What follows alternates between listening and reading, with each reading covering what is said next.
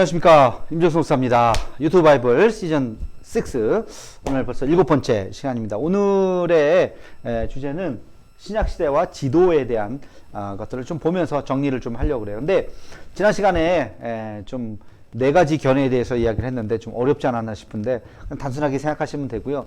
지난 시간에 못한 게 한 가지가 있어요. 그래서 그거를 우리 책 몇 페이지인가, 우리 교재, 여러분 교재 갖고 계시죠? 82페이지에 있는 내용을 먼저 한번 좀 정리를 하고, 그리고 신약시대 지도로 넘어가 보도록 그렇게 하겠습니다. 자, 한번 또 교재를 봐주시기 바랍니다. 자, 그러면 타이틀은 뭐냐면 말세에 대한 용어예요. 말세에 대한 용어. 잘 보이시나 모르겠어요. 말세에 대한 용어, 이런 것들을 좀 잘 이해를 좀 하셔야 돼요. 666, 아이고, 한 번에. 자, 다시. 666 많이 들어보셨죠? 666 짐승의 수로 요한계시록 13장 18절에 기록된 헬라어나 히브리어 숫자를 기록할 수 있는 기호가 없었고 대신에 알파벳이 다른 숫자를 의미했다.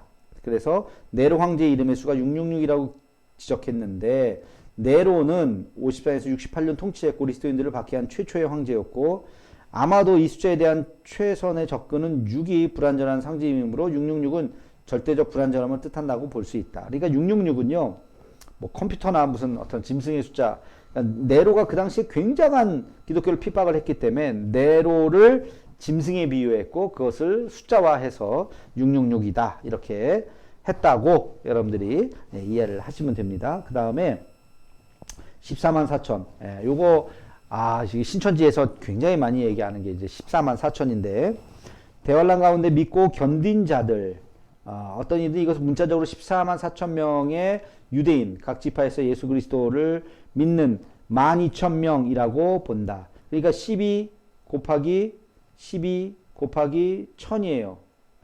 요게 14만 4천입니다.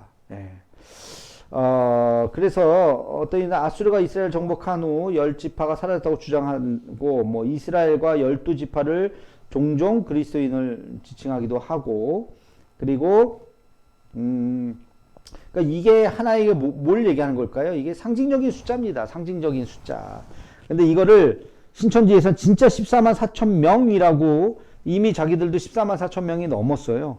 뭐 한 30만 명 된다는 얘기가 있는데, 뭐 하여튼 간에 그런 숫자를 현혹이 되면 안 되죠. 그 다음에 세 번째, 적그리스도. 또 많이 얘기 들으셨죠? 그리스도를 대신하는 이라는 안티크리스토스, 뭐 대신한다 또는 반대한다, 사도들 가르치는 부인하는 자들, 자기가 그리스도라고 주장하는 그런 사람들이, 특별히 적그리스도는 예수 그리스도를 가장한 사탄으로, 불법자, 짐승으로 묘사되고, 적그리스도는 대환란 기간에 권세를 가지고 나타나는 특정한 사람일 수도 있다. 말세가 가까우면서 일어나는 거짓 선생이나 지도자들을 상징하게 된다. 이게 적그리스도예요. 묵시서, 아포칼립시스, 되게 중요한 단어인데 뭐 여러분들은 특별하게 또 몰라도 되긴 합니다. 이거는 드러내는 이라고 하는 거, 덮었던 것들을, 보자기를 들춰내는 뭐 그런 뜻이에요. 장황후 상징적인 이미지를 통해서 악에 대한 공적인 승리를 묘사하는 기록의 형태, 묵시적. 다니엘서, 에스겔, 스가랴, 요한계시록, 묵시서의 내용이죠. 감추었던 것을 드러내는. 그 감추었던 게 뭐예요? 굉장히 이제 미래에 대한 거, 종말에 대한 거, 이런 내용들을 이제 보여주는 책이다. 그래서 묵시서, 이렇게 이야기합니다. 아마겟돈이라고 하는 내용이 있죠. 히브리어의 할무깃돈, 무깃도 산이라는 뜻이고, 무깃도 도시는 이스라엘 평원과 이스라엘에서 서부 해안 지역 사이에 있고, 드보라, 기드온, 사울, 아하시아, 요시아는 무깃도 근처에서 전쟁을 했고, 이 아마겟돈이 요한계시록에 보면 마지막 전쟁, 무깃도, 문자적으로 전쟁이 무깃도 근처에서 벌어질 것이라고 했다. 무깃도 시는 없다고 주장하고, 무깃도 넓은 평지에 있는데 아마겟돈을 선과 악의 최후의 대결의 상징으로 이해한다. 그래서 이 만화책에 옛날에 있었나, 하여튼 아마겟돈 전쟁, 요게 아마겟돈이 요게 이제 무깃도라고 하는 그 넓은 평지, 이스라엘 땅이 이렇게 넓지 않기 때문에요. 거기에 그런 평지가 있다는 것이 굉장히 여기가 뭔가 일어날 땅이다라는 생각들을 좀 했던 것 같아요. 그리고 하여튼 실제로 거기서도 많은 전쟁들이 일어났었고, 그래서 이 아마겟돈이 하나의 최후의 종말의 전쟁의 하나의 상징이 되어버렸죠. 자, 교회 시대, 교회가 시작된 시대, AD 30년, AD 30년이면 예루살렘 교회가 이제 시작된 어떤 그 해를 이야기하는 것 같아요. 요한복음 14장에서 약속된 바와 같이 예수님께서 믿는 자들을 위해 다시 오실 때까지를 뜻하는 교회 시대. 예수님 십자가 달려 죽으신 이후에 베드로의 어떤 회개의 설교 이후에 나타난 지금까지 이걸 다 교회 시대라고 하고, 종말론, 최후 예수님의 재림에 따르는 성경적 가르침에 대한 연구를 종말론이라고 이야기합니다. 많이 들으셨을 거고, 최후의 심판, 요한계시록에 기록된 사건으로 하나님이 모든 사람을 부활시킨 후에 심판하시고 영원한 형벌에서 구원하시는 최후의 마지막 심판을 이야기하고, 예수님의 초림, 예수님이 그리스도에서 이 땅에서의 삶과 사역을 30년의 어떤 삶, BC 4년이라고 했는데 이게 사실은 맞죠. 이렇게 합쳐서 33년 정도 되시는데 그게 이제 그 달력에 나중에 해보니까 영년으로 처음엔 잡았는데 이렇게 마이너스 한 4년 정도로 옮겨졌어요. 짐승의 표는 적그리스도에게 복종한다고 하는 것이고, 여기에 보면 그 어떤 표를 받는다. 그리스도께, 하나님의 백성은 그리스도께 복종한다는 의미에서 표를 받고, 어떤 전천년주의자들은, 아까 제가 굉장히 보수 근본주의자들을 지난번에 한번 얘기했습니다. 이 전천년주의자들은 짐승의 표는 적그리스도가 요구하는 실제적인 표, 실제적인 전천년주의자들의 아주 못된 습성이, 잘못된 습성이 뭐냐면 문자적으로 이해하려고 하는 거예요. 문자적 성경을. 그래서 요한계시록을 다스게 하는 이들은 어떤 이제 손과 이마가 뭐냐면 행동과 믿음으로 이해하는데, 이들은 손과 이마를 진짜 이마에, 그래서 이마에 바코드를 박는, 뭐 이런 이해 있죠. 손에 무슨 바코드를 박아서 무슨 유심 칩을 박는 크레딧 카드를 이제 집에 이제 몸에다 넣는 거죠. 그러면 편하긴 할 것 같아요. 그래서 지금 지문 인식 같은 거 있잖아요. 생체, 눈동자 생체 인식하고 우리 핸드폰으로도 그렇게 하잖아요. 그렇게 해서 모든 사회적인 것들을 다 거기다가 다 칩을 심어 놓는다. 그게 이제 이렇게 본다. 뭐 그렇게 이해를 하려고 하는 분들도 있어요. 그걸 참, 하여튼, 저도 어렸을 때 그렇게 많이 배워가지고. 자, 그러나, 그것은 일부, 아주 보수적이고 극단적인 일부의 주장이지, 그 근본주의라고 그랬잖아요. 보편적인 것은 아니다. 여러분, 그렇게 이해하시면 되겠습니다. 천년왕국, 지난번에 얘기했듯이, 라틴어 밀레, 천을 의미하고, 전천년주의자, 지난번에 뭐 무천년, 그리고 후천년, 그렇게, 얘기를 했어요. 넘어가겠습니다. 휴거는, 데려간다, 낚아챈다, 이렇게 그런 뜻이에요. 그래서 공중에서, 그리스도의 재림이 두 가지의 사건이에요. 전천년은 휴거와 재림이라고 하는, 그래서 휴거는 공중재림이라고 하고, 재림은 지상재림이라고 하는 두 가지. 그래서 그들은 대환란 전에 휴거가 있고, 또 대환란 후에 그리스도가 재림할 것이라고 주장한다. 역사적 전천주의자들은 휴거와 그리스도의 재림을 한 가지 사건으로 이제 보기도 한다. 지난 시간에 한번 좀 말씀을 한번 드렸었죠. 저기 한번 역사적 전천년주의자들은 여기는 휴거가 없어요, 그죠? 여기는 휴거가 없잖아요. 근데 여기 세대주의적 자들은 휴거가 있잖아요. 여기가 휴거가 있고 두 번의 재림인 거죠. 공중 재림과 지상 재림이. 그러나 여기 보면 역사적 전천년주의자들은 휴거가 여기는 없어요. 그냥 대환란 끝에 공중에 예수님의 재림이 지상 재림이 이렇게 있는 뭐 이런 차이를 지금 이제 이야기를 하는 거예요. 자, 마지막으로 보겠습니다. 재림은 그래서 왕으로 이 땅에 육체로 오시는 것, 초림에 이어서 재림. 대환란이라고 하는 것은 극한 재앙이 지구를 덮고 그렇게 충성된 심한 고난을 받는 기간. 그래서 여기도 무천년주의자들과 많은 후천년 학생이 교회 역사에 일어난 재앙과 박해의 상징으로 보는 거야. 지금도 여러 재앙이 오늘날에도 일어났고 과거에도 일어났었고 그죠? 그런 것들을 그냥 상징적으로 대환란이라고 보는데 전천년주의자들은 말세에 있는 어떤 특정한 기간에 일어나는 환란으로 보려고 하죠. 우리 한국 교회가 저 한번 보여주세요. 한국 교회가 상당히 이 선교사들이 그 당시에 우리나라에 왔던 선교사님들이 굉장히 근본주의적인 아주 보수적인 거기에 있었던 분들이 많이 있었기 때문에 우리도 사실 거기에 좀 영향을 받았다고 볼 수가 있어요. 기독교의 프리즘이 있어요. 여기서부터 여기까지가 기독교예요. 기독교. 여기는 2단, 2단. 또는 기독교를 가장한 이교. 기독교가 아닌 거예요. 여기서부터까지 기독교라고 이제 우리가 하는데 여기에 보면 다양하게 뭐 예를 들어서 뭐 장로교도 있고 감리교도 있고 순복음도 있고 순복음이 오순절이죠. 이따가 마지막 시간에 교단 얘기할 텐데 뭐 이렇게 있어요. 여기 다 기독교 안에 범주에 오는 건데 여기 보면 또 한 가지가 뭐냐면 여기 보수적인 해석, 진보적인 해석이 있다는 거죠. 그래서 여기 경계에 있는 사람들이 아까 근본주의자예요.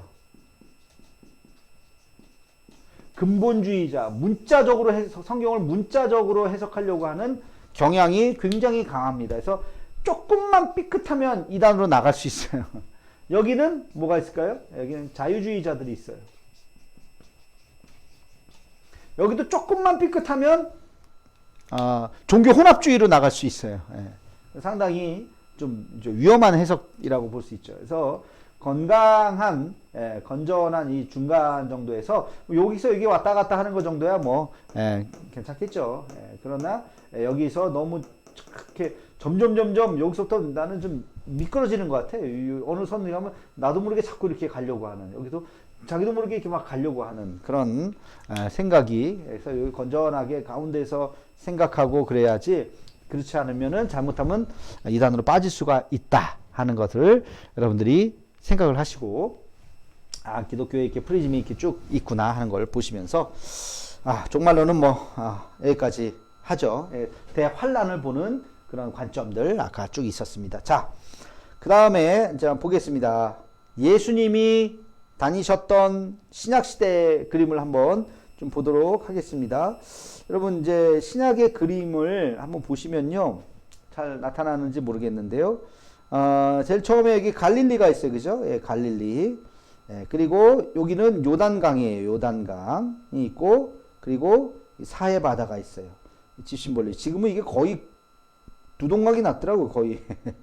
거의 지금 두동강이 났는데, 어쨌든 이렇게 이걸 집신벌레라고 이렇게 얘기하던데, 이렇게 사해가 있어요. 요게 그 다음에 이거 지중해가 있죠. 이걸 성경의 대해 이렇게 이야기도 하는데, 큰 바다가 있어요. 서쪽에. 이쪽은 사막이죠. 다. 그래서 이쪽에서 부는 바람은 건조한 바람이에요. 건조한 바람. 이쪽에서 부는 바람은 습한 바람이겠죠. 그런 차이가 이제 있습니다. 그리고 요 갈릴리 북쪽, 여기서부터 시작해서 여기 사해 남쪽 여기까지가 부엘세바. 그래서 보통은 이제 다음부터 부엘세바 이렇게 이야기하는데, 여기까지가 약속의 땅이죠. 약속의 땅. 구약에 여기가 강원도라는 거예요. 강원도. 땅이 강원도만한 땅에서 여기서 복착되고, 신구약이 몇천 년 동안 여기서 복착되고 있었던 거죠. 자, 조금 더 한번 살펴보면요. 자, 보면 여기서 이제 제일 중요한 도시를 한번 딱 찾으라 그러면 예루살렘이 있는데, 여기 사해 북쪽에 이렇게 가면 바로 여기가 예루살렘이에요. 예루살렘. 보통 그렇게 찾으면 돼요. 여기서 끝에고, 예루살렘 바로 밑에 베들레헴, 예수님 태어나셨던 베들레헴이 있고, 예수님 자주 가셨던 데 베다니, 마지막에 베다니에 그 마리아가 있었죠. 향유 부은 여인 나왔던. 그래서 여기가 이렇게 붙어 있는 데고, 감람산 지금 가셨던, 그리고 골고다도 여기 바로 옆에 있습니다. 그리고 엠마오 가던 그 제자들을 만났던데, 겟세마네는 글씨는 여기인데 요 화살표는 여기 있습니다. 여기 다 같이 있는 거예요. 자, 여리고는 뭐 우리가 알듯이 구약에서 더 유명한 거죠. 예, 여호수아가 여기서 요단강을 건너서 있었던 첫 성이 여리고죠. 예, 그리고 여기는 이제 크게 보면 사마리아 지역이에요. 여기는 유대 지역이고, 요 예루살렘부터 요 남쪽은 헤브론이 유대의 수도였었죠. 다윗이 여기에서 이제 처음 왕이 됐었던 거고, 잘 보이시나 모르겠다. 그리고 여기가 이제 유대 땅이고, 여기가 사마리아 땅이고, 그 다음에 아까 지난 시간에 얘기했죠. 무기또, 여기가 평야예요. 그래서 아마겟돈 전쟁이 일어나게 될 것이다라고 추측하고 또 예언하는 그런 데고, 그리고 사실은 이제 갈릴리가 예수님께서 주로 활동했던 데는 갈릴리죠. 이 갈릴리. 그래서 갈릴리에 보면 여기 뭐 이제 뭐 많습니다. 보면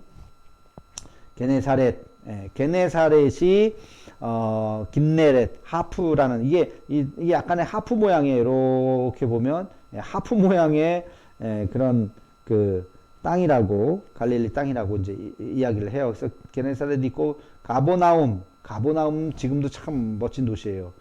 그리고 이제 산상수훈 했던 데가 있고, 벳세다, 여기 벳세다, 그리고 가다라 귀신 있었던 데가 여기 있고, 나인성 과부 했던 데가 나사렛.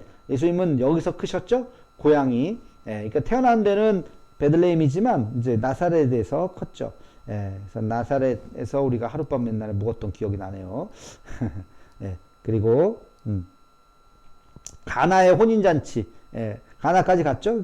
굉장히 가깝습니다. 30분도 안 걸립니다. 30분 정도 걸리는 것 같아요. 그래서 가나의 혼인잔치, 그 집도 성지순례 가면 가볼 수가 있습니다.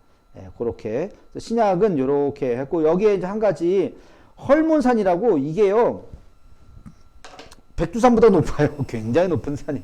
그러니까 되게 특이한 게, 요 강원도만한 조그만한 도시의 그 땅에 사막도 있고요. 우리나라는 사막 없죠. 근데 사막도 있고, 우리나라 백두산보다 높은 산도 있고, 그리고 여기는 굉장히 낮은 지역에, 이 사해는요, 수평선보다도 훨씬 낮은 지역의 바다예요. 그래서 우리가 알거든요. 소금강 아닙니까? 물 붕둥둥둥 떠 있는, 그런 데가 또 사해고, 그러니까 여기가 대단한 땅이에요. 어떻게 보면 정말. 뭐 숲도 있고 울창하고, 우리 그때 헐몬산 가가지고 우리 팀들이 서로 길 잊어버려가지고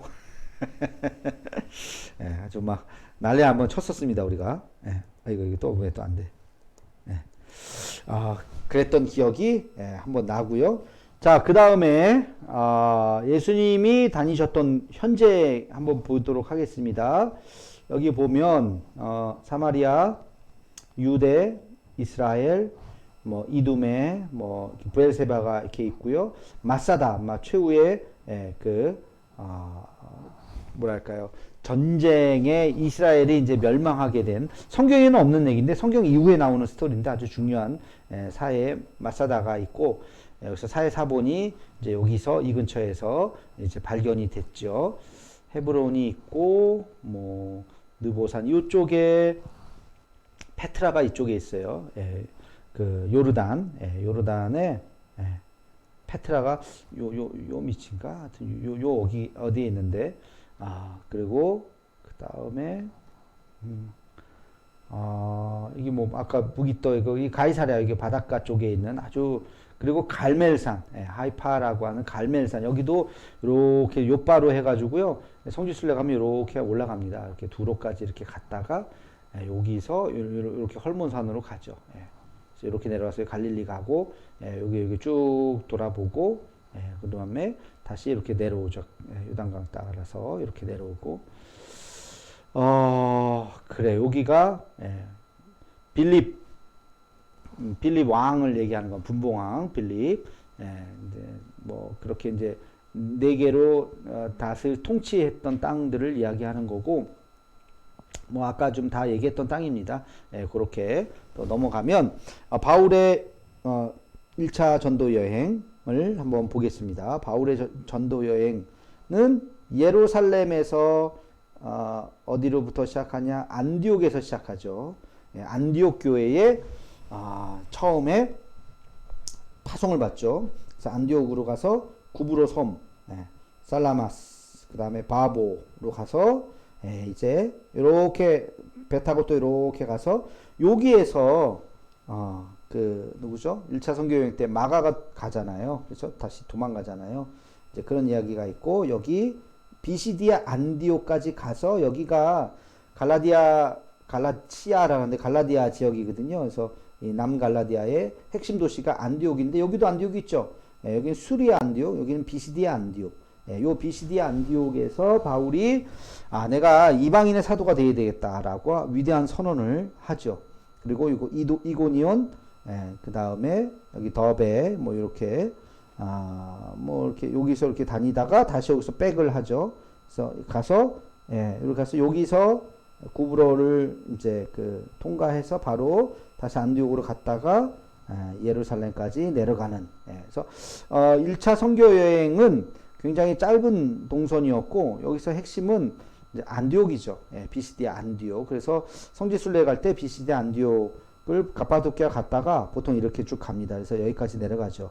그래서 지난번에 얘기했듯이 에베소에서 번 돈으로 샀다. 빌라 여기 다 있죠? 이렇게 한 바퀴 돈다 그랬어요. 이렇게 전부 다 도는 거는 그렇게 성지순례 코스로 그렇게 안 짜더라고요. 골로새 여기 이제 그 밀레도가 여기 있고, 여기는 나중에 이제 2차 선교여행 또 3차 선교여행 때 갈 도시입니다. 그래서 1차는 요렇게 한 바퀴 돈다. 이게 여기가 지금 다 터키 지역이죠? 지금 터키, 튀르키예라고 그러나? 요즘에 터키라고 안 하죠? 투르키예. 자, 그 다음에 2차 선교 여행은 벌써 아까는 1차는 여기서 요렇게 갔다가 비시디 안디옥 갔다가 다시 이렇게 왔잖아요. 그죠? 요 정도 동선이었는데 2차는 보세요. 2차는 아까 예루살렘부터 시작해서 안디옥으로 가서 이야 여기를 갑니다. 이쪽으로 해서 여기가 이제 동서양을 가르는 데예요. 여기까지가 동양, 여기까지가 서양, 서구인데 여기서 이 강을 건너죠. 그래서 빌립보, 네아폴리로 갔다가 그래서 여기가 아주 유명한 바울이 이제 갔던 이제 땅이 있어요. 이렇게 첫 발을 내디뎠던 여기 가서 마게도니아, 이게 마케도니아거든요. 사실 여기는 마케도니아 하면 알렉산더의 도시입니다. 알렉산더가 딱 이 데살로니키에 가면 지난번에 한번 얘기한 데살로니카가 지금 이 그리스에서 굉장히 큰 도시, 제3의 도시인가 뭐 하여튼 그럴 거예요. 데살로니카의 배구 여자 배구 팀에 우리나라 사람이 예전에 갔었죠. 하여튼 여기 있고 여기를 이제 한 바퀴 돌죠. 그래서 이제 여긴 빌립보. 에베소서 빌립보서가 붙어 있어가지고 에베소 옆에 빌립보 아니야? 나도 그 생각했었는데 에베소는 여기 있습니다. 빌립보는 여기 있습니다. 완전히 달라요. 완전히 달라요. 국가도 달라요. 여긴 터키고 여긴 그리스예요. 근데 우리는 성경에 보면 에베소서 빌립보서 옆에 붙어 있어가지고 또 그렇게 아는데 절대 그렇지 않다는 거 또 아시고 그 다음에 하여튼 이렇게 너무 낙서가 많이 돼 있네. 지우고 이렇게 돌아서 이렇게 내려갑니다. 근데 요쪽에 우리 이제 성지순례는 이렇게 안 가고 보통 이제 여기가 지금 그림이 이상하네. 이탈리아 반도 그리스구나. 그리스인데 여기 아테네가 여기 있고 고린도가 굉장히 가깝습니다. 여기. 그래서 갱그레아도 옆에 아주 붙어 있어요. 한 15분 거리 정도 돼요. 그래서 이렇게 가는데 여기에 지금 성경에는 없지만 요 중간에 올리포스산 있고 요 중간에 아주 그 유명한 중세 수도원이 있어요. 중세 수도원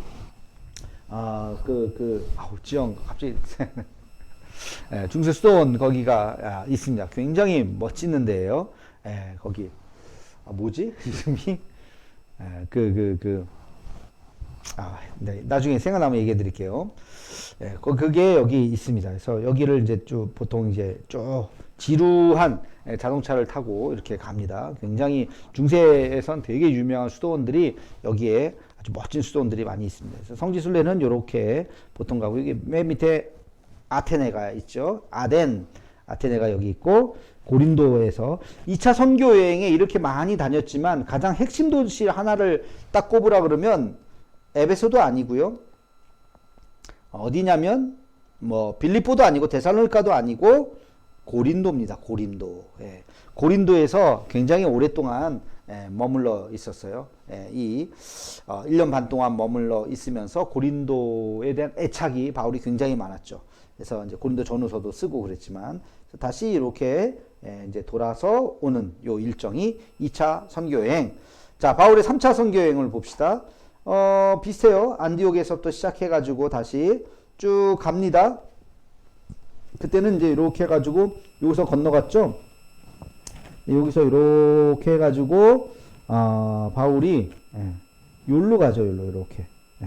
이게 지금 이렇게 아테네로 해서 이렇게 가서 그 다음에 어떻게 되는 거예요? 이렇게 건너가지고 이렇게 가는데, 바울의 3차 선교 여행에서 가장 오랫동안 머물면서 핵심 도시는 에베소입니다. 에베소. 그래서 이 에베소가 3년 동안 머물면서 굉장한 애착이 있었어요. 바울이. 그래서 이 에베소에 머물고 이렇게 가서 이렇게 다시 이렇게 돌아오죠. 그래서 나중에 이제 한 바퀴 돌고 갈 때 에베소 가고 싶었는데 못 가서 밀레도에서 만나죠. 에베소 장로들을 오라 그래서, 이게 사도행전 20장 아닙니까? 나의 달려갈 길과 주 예수께 받은 사명, 곧 복음 증거하는 일을 마치려 하면 나의 생명을 조금도 귀한 곳을 여기지 아니하노라 라고 얘기했던 요 밀레도의 선언, 그리고 다시 이제 요 예루살렘으로 내려가는 요게 3차 선교 여행이에요. 보시면 1차는 좀 짧죠. 그죠? 그래서 좀 지우면 1차는 요렇게, 그 다음에 2차는 또 훨씬 더 멀리, 3차는 좀 멀긴 하지만 좀 더 심플해요. 왜? 에베소에 좀 오래 머물러 있었기 때문에 그런 거다. 이제 그 이야기를 전도여행을 한 거고요. 이제 오늘 뭐 여기까지 하죠. 오늘 여기까지 하고, 마지막이 이제 남았는데, 예수님의, 여기 이거 한번 좀 더 하죠. 예수님의, 십자가에서 예수님의 시간을, 이거 한번 더 보고, 이제, 다음 시간에 마지막 하는 걸로 하겠습니다. 자, 이걸 여기서부터 봐야 되겠죠. 요게, 영시입니다. 영시. 유대인들에게 있어서 영시. 그리고 여기 보면 마가복음에 3시, 6시, 9시로 되어 있어요. 여기가, 자, 6시가 보통 해가 뜨잖아요. 그래서 영시라 그래요. 그러면 아까 9시는 뭐예요? 제 3시에 3시 보입니까? 3시. 그죠? 이게 4시, 5시, 6시. 이렇게 이제 요 시간관념을 그렇게 아시고, 자, 그러면 요 전에 뭐가 있었느냐? 성찬식이 있었고요. 겟세마네 기도가 있었고요. 체포당하셨고요. 가야바야 집에서 이제 신문을 당하시는 일들이 있었다. 그게 목요일 밤에 있었던 일이에요. 목요일 저녁, 성찬식이 저녁 식사한 거잖아요, 제자들하고. 그러면서 밤새도록, 언제까지? 금요일 새벽 5시까지 밤새도록 신문을 당하신 이야기.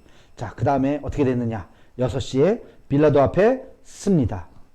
그 다음 헤롯에게 보내줬어요. 요 1시간 동안. 그러다가 다시 또 빌라도에게 갑니다. 마침 헤롯이 왔죠.